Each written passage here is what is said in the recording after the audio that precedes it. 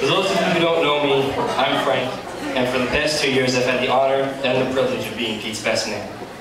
But more importantly to me, I've had the honor and the privilege of being Pete's friend for the past 12 years. And when you've been friends with someone for that long, it's interesting to see what kinds of things have changed since high school, what kinds of things haven't, what kinds of things have grown into something new. So what sort of things have changed since high school?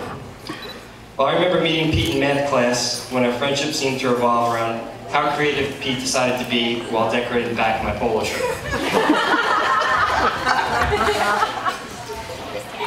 To this day, neither Pete nor myself went on to be math majors, and my mother still remembers asking who this guy in math class was who owed us a new shirt.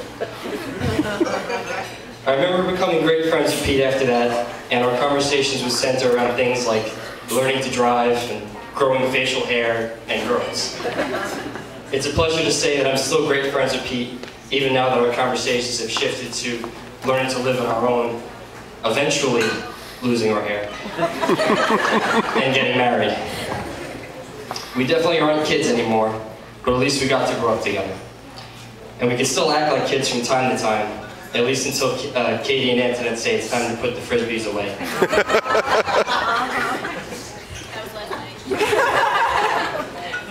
Still holding rich. So what hasn't changed since high school?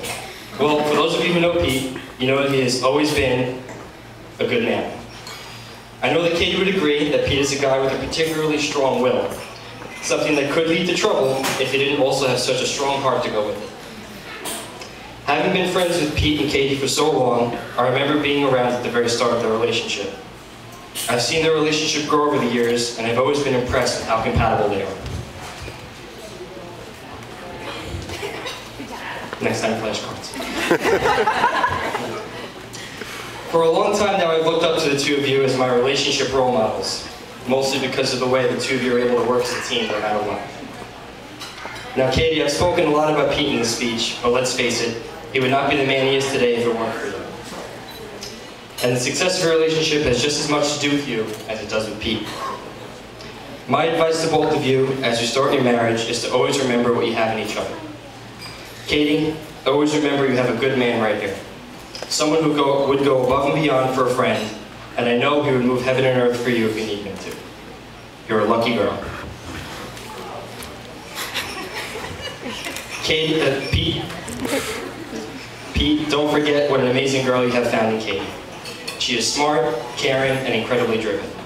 She also makes a beautiful bride. You're a lucky guy. So let's raise a glass to my two lucky friends.